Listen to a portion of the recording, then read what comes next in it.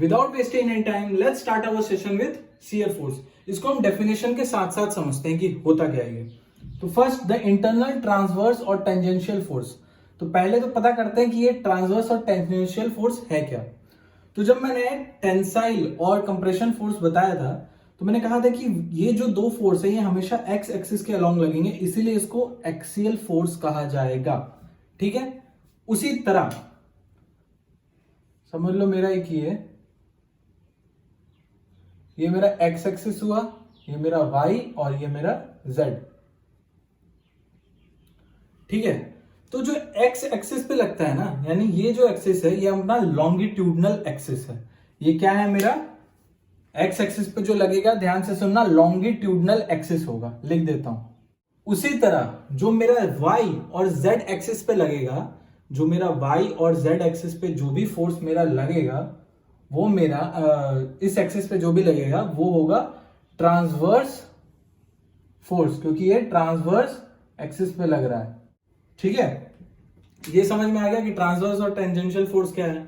अब इससे क्या पता चल रहा है कि जो अपना शेयर फोर्स है ना, जो अपना शेयर फोर्स है ये इसी एक्सिस के अलोंग लगेगा, टेंजेंशियल फोर्स। एक बात जान लो, जैसे ये जो चीज है ना, ये मेरा शेयर फोर्स है, समझ में आ रहा है, ये जो घिस रहे हैं ना ये मेरा शेयर फोर्स है। ठीक है, अभी इतना जानो, उसके बाद आगे और बोलता हूं क्या है ये। Which is in order to maintain equilibrium between left and right part of any section. ठीक है, अभी समझो ये मेरा एक बीम है जो यहां पे एक सपोर्ट लगा हुआ है।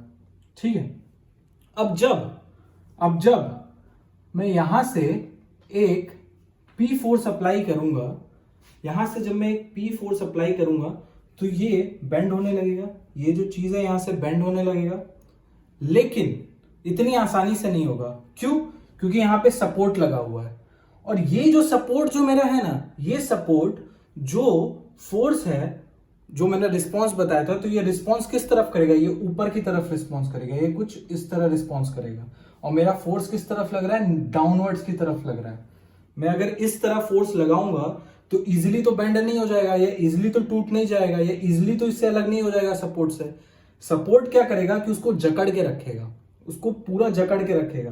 तो ये अपना फोर्स किस तरफ लगाएगा, ऊपर की तरफ लगाएगा, और एक्चुअल फोर्स हमारा नीचे की तरफ लग रहा है।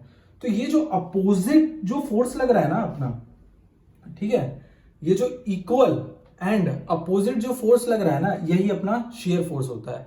जब तक इक्वल लग रहा है तब तक ये यहां से ब्रेक नहीं होगा, यहां से नहीं टूटेगा।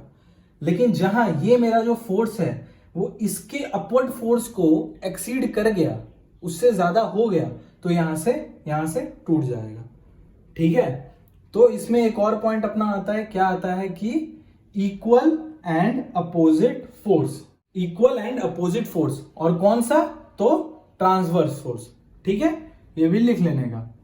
और दूसरा पॉइंट क्या आ सकता है अपना, दूसरा पॉइंट अपना ये आ सकता है कि it is the force is parallel to cross section area, the force is parallel to cross section area.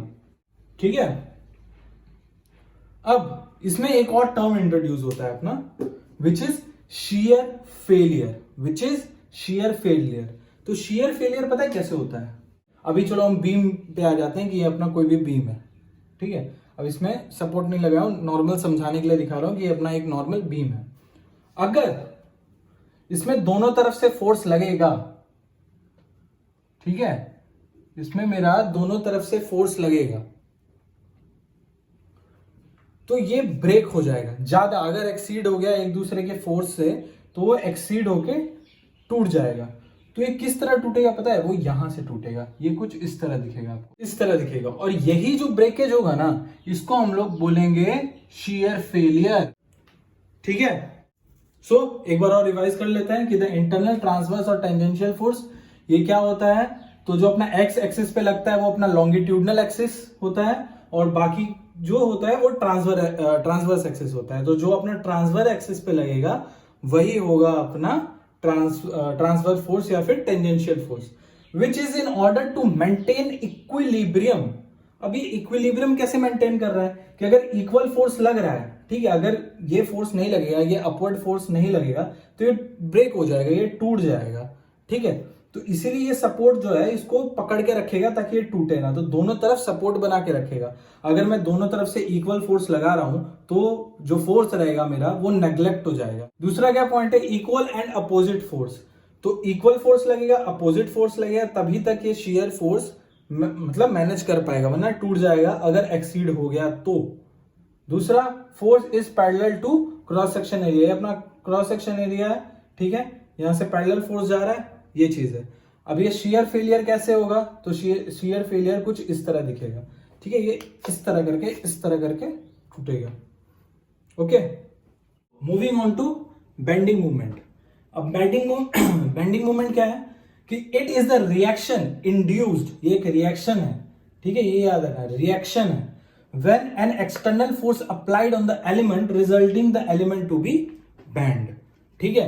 मतलब कोई भी मेरे पास कोई भी सब्सटेंस है, समझ लो कि यही है, ये एक बॉडी है, इसको मैं कोई भी एक्सटर्नल फोर्स अप्लाई करूंगा, ठीक है, और ये बेंड होने लगेगा, ठीक है, यही चीज है बेंडिंग मूवमेंट। लेकिन यहां पे एक ट्विस्ट आता है, पेन का, यहां पे समझो एक सपोर्ट है, ठीक है, यहां से अपना एक बीम जा रहा है, अब इसके ऊपर मैं एक फोर्स लगा रहा हूं, इसके ऊपर मैं एक फोर्स लगा रहा हूं F, ठीक है, इसका जो लेंथ है अपना, इसका जो लेंथ है ये समझ लो D है, ठीक है। अगर मैं यहां पे फोर्स दे रहा हूं, ठीक है, तो यहां पे एक बेंडिंग मोमेंट क्रिएट होगा, लेट्स कॉल इट O।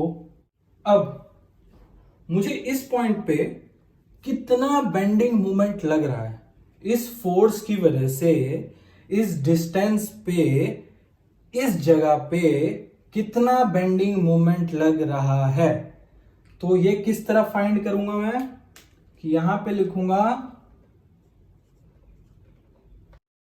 ओ, यहां पे मोमेंट फाइंड कर रहे हैं, तो force into distance, force into perpendicular distance, force into perpendicular distance, इससे मुझे यह पता चल जाएगा कि इस फोर्स पे, इस डिस्टेंस पे, इस जगह कितना बेंडिंग मोमेंट लग रहा है, ठीक है। अब एक और चीज पढ़ते हैं। अब समझो मेरे पास एक ये बीम है या बुक ही समझ लो, जो भी है, इसके ऊपर मैं इस तरह एक फोर्स अप्लाई कर रहा हूं, इसके ऊपर मैं इस तरह एक फोर्स अप्लाई कर रहा हूं, तो ध्यान दो एक चीज कि जब मैं इसके ऊपर फोर्स अप्लाई कर रहा हूं और ये बेंड हो रहा है, तो ये इस तरफ से, ये जो नीचे वाला जो भाग है, ये जो नीचे वाला जो पोर्शन है अपना, इस तरफ से कुछ इस तरफ अपना भाग रहा है, दिख रहा है, मतलब इस तरफ खिंचाव ज्यादा है। अगर मैं इसके ऊपर बेंडिंग मोमेंट का लगा रहा हूं, इस जगह पे फोर्स लगा रहा हूं और ये बेंड हो रहा है, तो इस तरफ दोनों तरफ भाग रहा है और ऊपर की तरफ, अंदर की तरफ आ रहा है, ऊपर ऐसे दबा रहा हूं, ध्यान से देखो, ऐसे दबा रहा हूं तो ये जो चीज है उस साइड भाग रहा है और ये जो चीज है इस तरफ अंदर आ रहा है, ठीक है। ये सेम चीज मेटल में होता है, तभी जब आप मेटल को बेंड करते हो तो यहां पे थोड़े व्रिंकल्स जैसे बन जाते हैं, बाद में वही चीज क्रैक में कन्वर्ट हो जाता है, ठीक है। तो मैं क्या कह सकता हूं कि जब मैं यहां पे एक फोर्स अप्लाई कर रहा हूं और ये बेंड हो रहा है, तो नीचे के तरफ वाला जो मेरा पोर्शन है वो टेंसाइल जनरेट कर रहा है, टेंसाइल स्ट्रेसेस जनरेट कर रहा है, हाँ? और ऊपर की तरफ कंप्रेशन नॉर्मल स्ट्रेसेस जनरेट कर रहा है, नीचे की तरफ टेंसाइल स्ट्रेसेस जनरेट कर रहा है, ऊपर की तरफ कंप्रेशन स्ट्रेसेस जनरेट कर रहा है। कह सकता हूं कि नहीं? अब इसको ड्रॉ करते हैं पहले। नाउ ये पता चल गया, ये चीज यहां से बेंड हो रहा है, नीचे जो लगता है अपना टेंसाइल फोर्स लगेगा, ऊपर जो लग रहा है अपना कंप्रेशन फोर्स लगेगा। ये बेंड है, ये बेंड हुआ है कि यहाँ इसको फोर्स लगा है, ये बेंड हो गया, तो इस तरह है। तो ऊपर वाले को बोलेंगे कंप्रेसिव नॉर्मल स्ट्रेसेस, नीचे वाले को बोलेंगे, मतलब बोलेंगे क्या लग रहा है, वो टेंसाइल नॉर्मल स्ट्रेसेस लग रहा है, इधर कंप्रेसिव नॉर्मल स्ट्रेसेस लगा है, और ये बेंडिंग तो मूवमेंट हो ही रहा है। यहाँ पे मैं ये कह सकता हूं कि द लाइन ऑन विच, ध्यान से सुनना, the line on which these normal stresses become zero known as neutral axis। ये मेरा बीम है, इसको मैं बेंड कर रहा हूं, ठीक है। ये जो बीच वाला चीज है इसकी बात कर रहा हूं मैं। अगर ये बेंडिंग हो रहा है, ये कुछ यहां पे आया, तो इसको मैं बोलूंगा न्यूट्रल एक्सिस। लिख भी देता हूं ये क्या होता है न्यूट्रल एक्सिस। तो न्यूट्रल एक्सिस क्या होता है कि क्या है, the line on which these normal stresses, ये अच्छे से बैठा नहीं है, these normal stresses become zero. क्या कहते हैं उसको, न्यूट्रल एक्सिस। तो आज के लिए अपने इतने रखते हैं। ये दो बहुत इंपॉर्टेंट टॉपिक है सम के पॉइंट ऑफ व्यू से भी, ठीक है। अभी तक एक भी वीडियो मैंने बोला नहीं, बट अगर पसंद आया तो लाइक और सब्सक्राइब करो और कमेंट करो। अगर कोई और टॉपिक पढ़ना है या कोई ऐसा कोई डाउट है या जो भी है उसको कमेंट करो, ठीक है। So this is mechanical fiesta signing off this session. Bye bye.